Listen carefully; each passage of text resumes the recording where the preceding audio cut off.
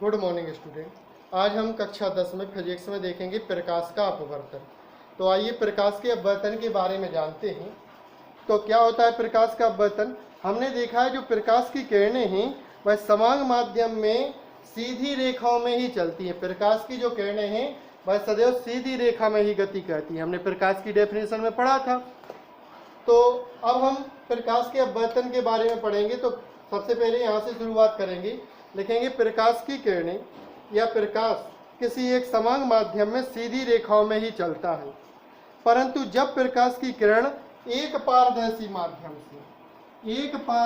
माध्यम से किसी दूसरे पारदर्शी माध्यम में प्रवेश करती है तो वह अपने मार्ग से क्या हो जाती है? विचलित हो जाती है। इसे हम प्रकाश का क्या कहते हैं? अपवर्तन कहते हैं। हमने ऊपर ली वायु और नीचे ले लिया कांच। वायु और कांच हमने दो अलग अलग माध्यम ले लिए हैं। वायु को हम कहेंगे विरल माध्यम। कौन सा माध्यम कहेंगे? विरल माध्यम। और कांच को हम कहेंगे सघन माध्यम। ठीक है।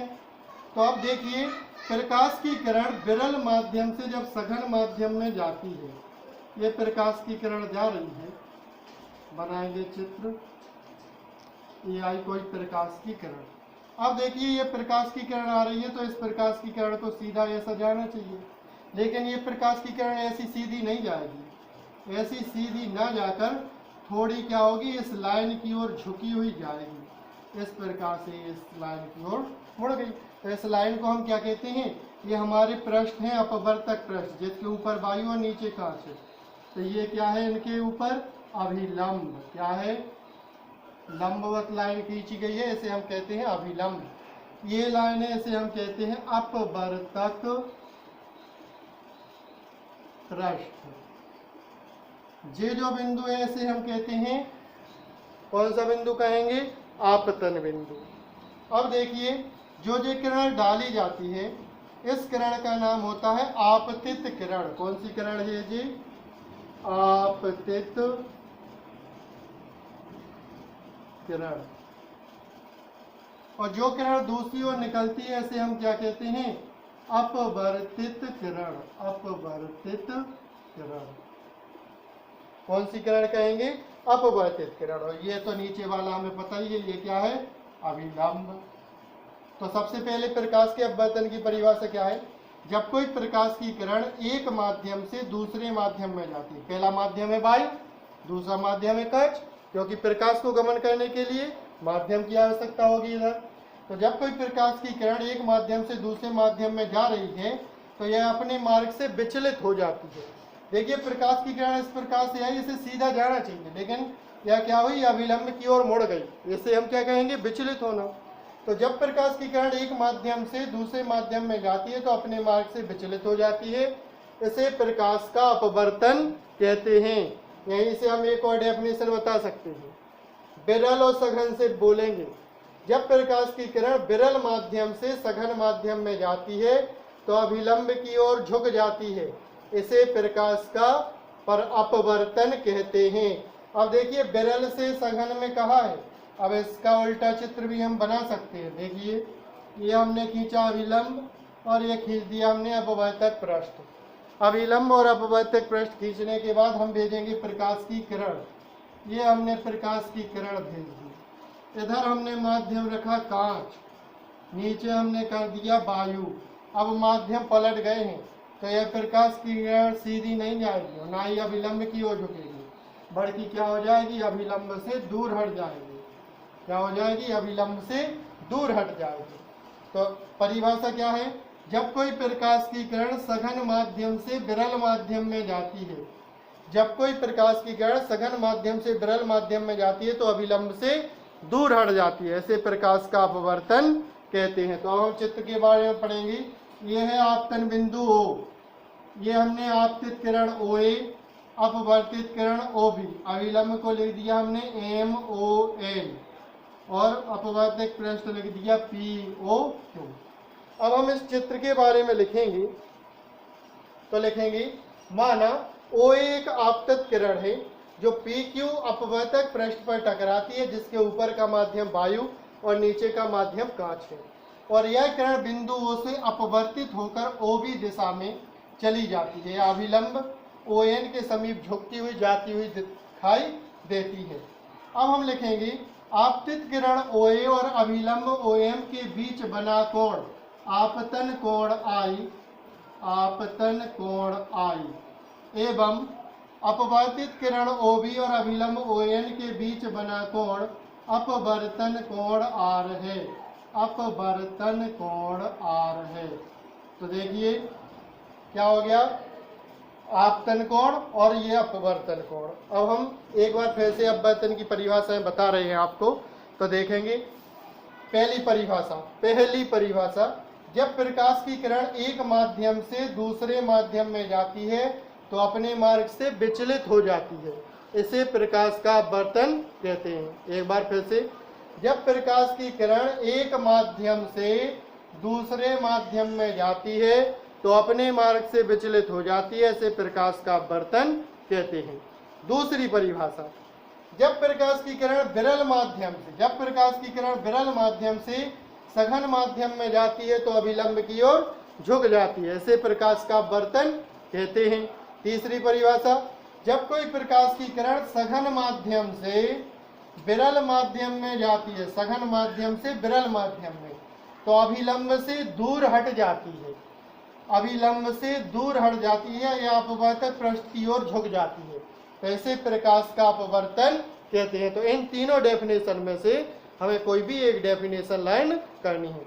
चित्र के बारे में हम क्या लिखेंगे, डेफिनेशन, इसके बाद लिखेंगे चित्र की व्याख्या। चित्र बना के तो लिखेंगे, माना POQ एक अपवर्तक पृष्ठ है, तो जब कोई किरण OA इस अपवर्तक पृष्ठ के आपतन बिंदु O पर आती है तो आपतन बिंदु O से अपवर्तित होकर यह OB दिशा में चली जाती है। हम लिखेंगे, और इस पर खींचा गया अभिलंब MON है, अतः आपतित किरण OA और अभिलंब OM के बीच बना कोण आपतन कोण I तथा अपवर्तित किरण OB और अभिलंब ON के बीच बना कोण अपवर्तन कोण R है। अब जैसे हमने परावर्तन के दो नियम पढ़े थे, वैसे ही अपवर्तन के भी दो नियम हैं। तो अपवर्तन के नियम,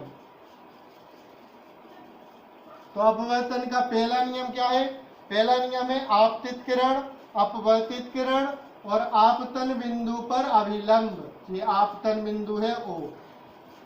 तो देखिए, आपतित किरण, अपवर्तित किरण और ये अभिलंब तीनों एक ही बिंदु पर मिलते हैं, तो इससे पहला नियम है आपतित किरण, अपवर्तित किरण, आपतन बिंदु पर अभिलंब तीनों एक ही तल में स्थित होते हैं। तो हम लिख देंगे आपतित किरण, अपवर्तित किरण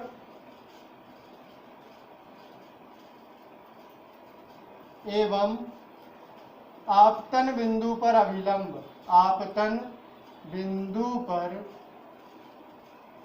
अभिलंब तीनों एक ही तल में होते हैं, स्थित होते हैं। ठीक है, तो पहला नियम क्या है, आपतित किरण, अपवर्तित किरण तथा आपतन बिंदु पर खींचा गया अभिलंब तीनों एक ही तल में स्थित होते हैं, एक ही बिंदु पर स्थित होते हैं। दूसरा नियम है, दूसरा नियम मोस्ट है, दूसरे नियम को हम स्नेल का नियम भी कहते हैं। तो दूसरा नियम क्या है, किन्हीं दो माध्यमों के लिए, किन्हीं दो माध्यमों के बीच,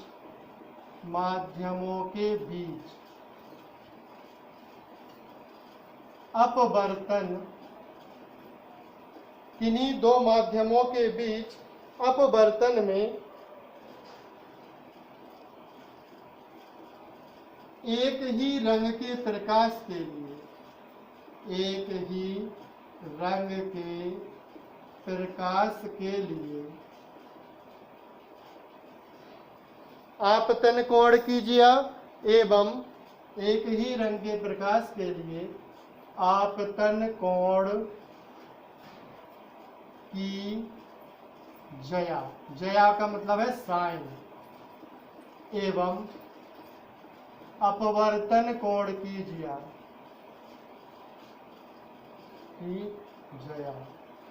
ठीक है। परस्पर समानुपाती होते हैं, परस्पर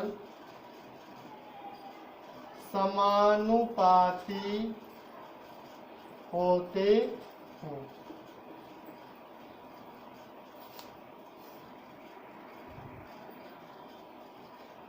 समानुपाती होते हैं तो लिखेंगे अतः यदि आपतन कोण I व अपवर्तन कोण R हो, अपवर्तन कोण R हो तो आपतन कोण I और अपवर्तन कोण R हो तो क्या हो जाएगा, साइन I अनुक्रमानुपाती साइन R।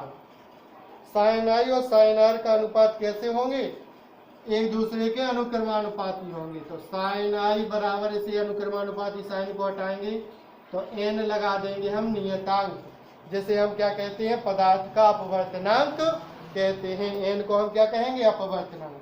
तो यहाँ n बराबर क्या निकल के आएगा, n बराबर sine I upon sine R।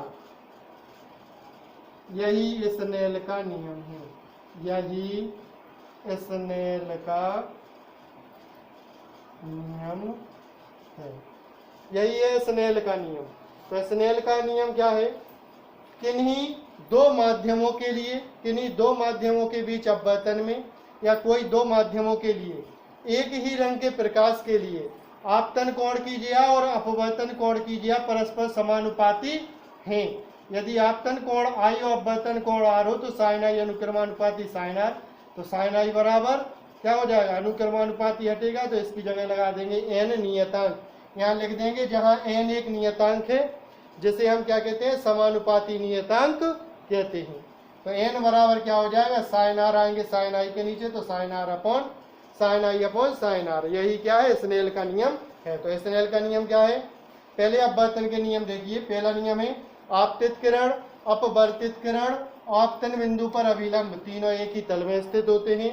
दूसरा, किन्हीं दो माध्यमों के बीच अपवर्तन में एक ही रंग के प्रकाश के लिए आपतन कोण की ज्या साइन और अपवर्तन कोण की ज्या साइन, ये भी है, परस्पर समानुपाती होते हैं।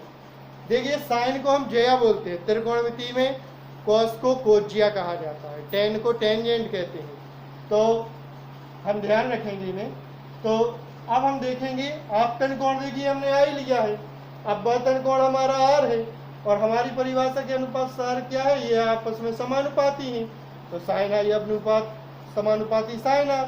तो साइन I बराबर n साइन R। हम लिखेंगे यहाँ n एक नियतांक है जिसे समानुपाती नियतांक कहते हैं। तो n बराबर क्या हो जाएगा, sine I upon sine R। यही स्नेल का नियम है।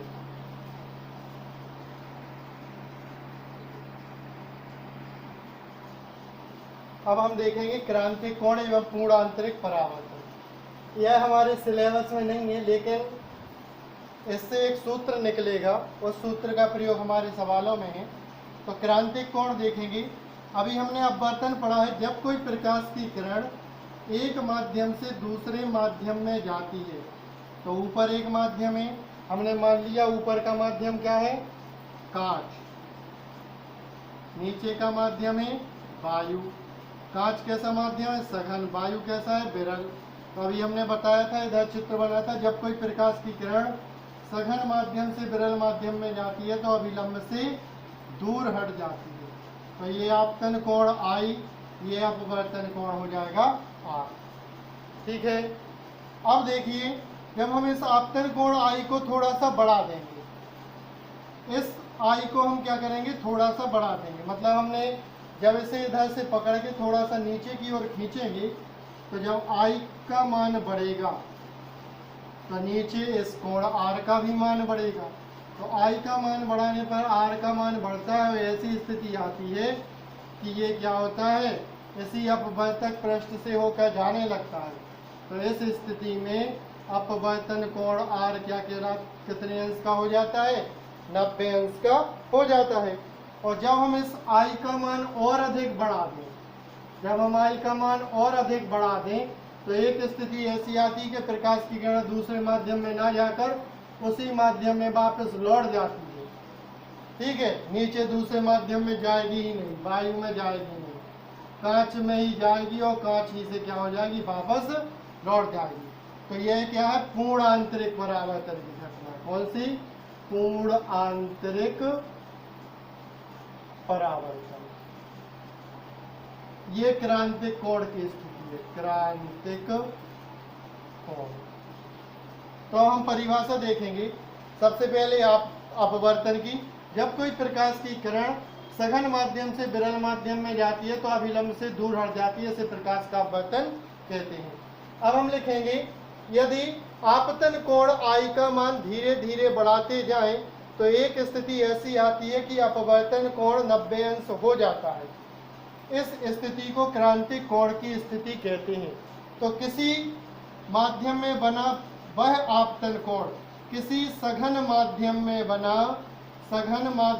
बना वह आपतन कोण जिसके लिए अपवर्तन कोण 90 अंश होता है, क्रांतिक कोण कहलाता है। अपवर्तन कोण है जी, और जी आपतन कोण। तो किसी सघन माध्यम में, तो क्रांतिक कोण की परिभाषा क्या है, किसी सघन माध्यम में बना वह आपतन कोण जिसके लिए अपवर्तन कोण 90 अंश होता है, क्रांतिक कोण कहलाता है। क्रांतिक कोण को कैसे लिखते हैं, सी से। तो परिभाषा क्या है, किसी माध्यम में बना वह आपतन कोण जिसके लिए अपवर्तन कोण 90 अंश होता है, क्रांतिक कोण कहलाता है, इसे सी से लिखते हैं। अब पूर्ण आंतरिक परावर्तन लिखेंगे, यदि आपतन कोण I का मान क्रांतिक कोण से भी अधिक बढ़ा दिया जाए तो ऐसी स्थिति आती है कि प्रकाश की किरण दूसरे माध्यम में न जाकर उसी माध्यम में वापस लौट आती है। इसे क्या कहते हैं, पूर्ण आंतरिक परावर्तन कहते हैं। अब इन चित्रों से हमने एक सूत्र निकाला था, n बराबर sine I upon sine R निकाला था। अब देखिए I का तो कोण I रहा, लेकिन R का मान कितना हो गया, 90 अंश।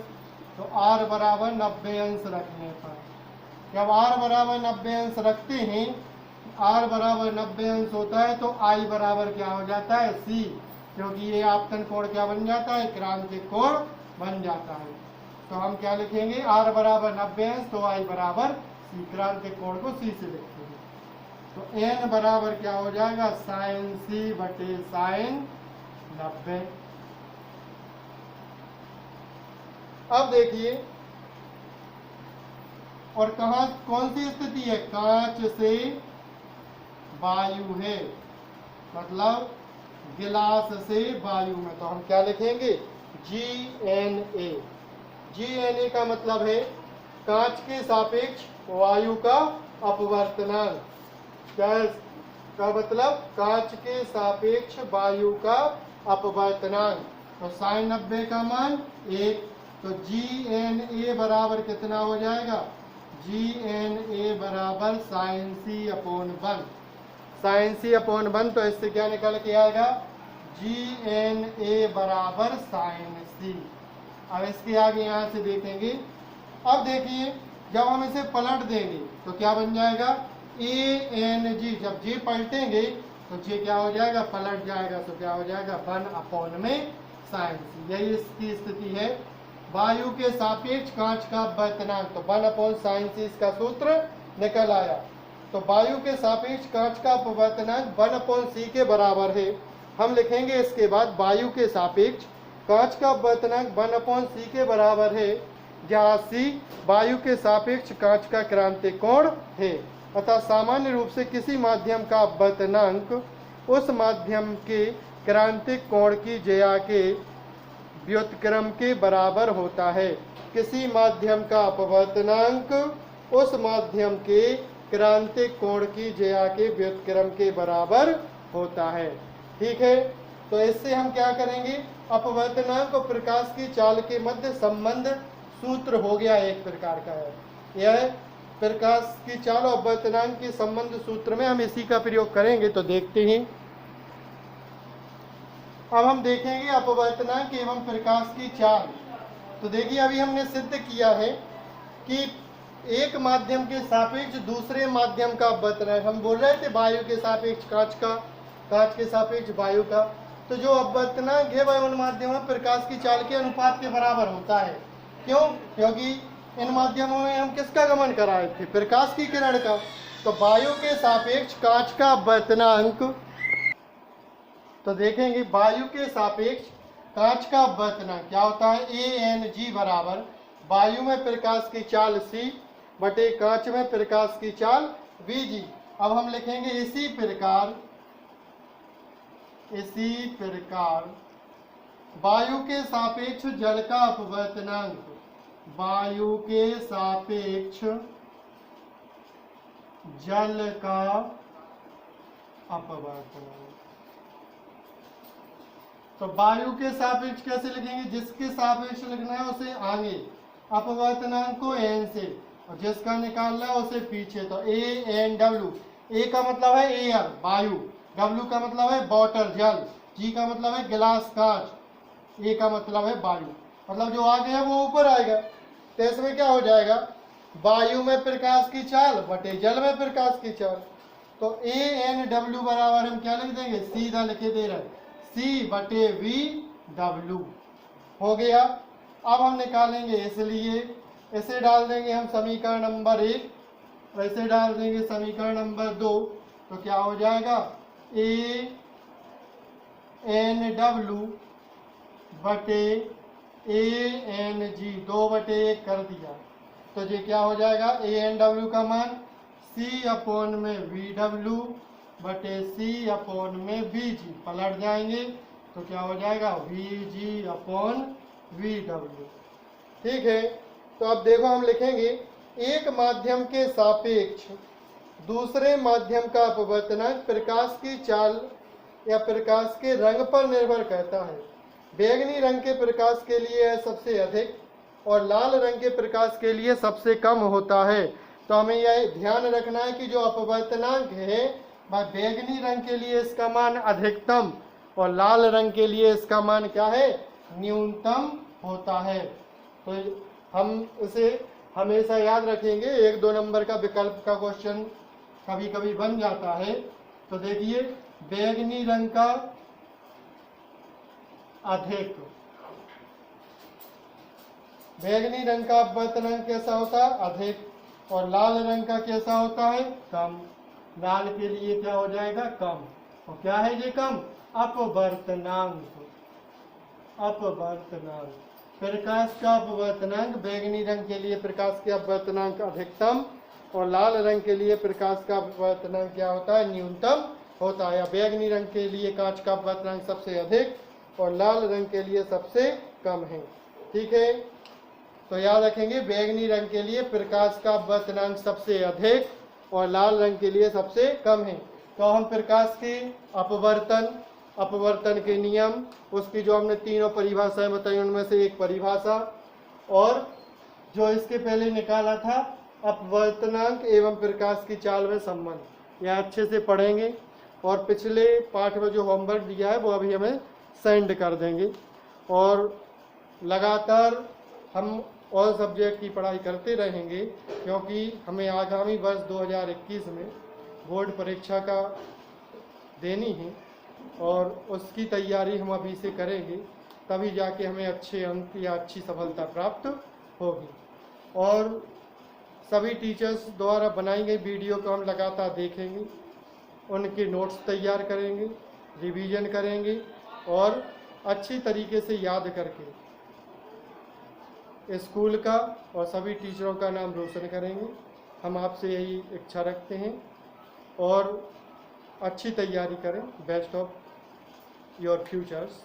Thank you.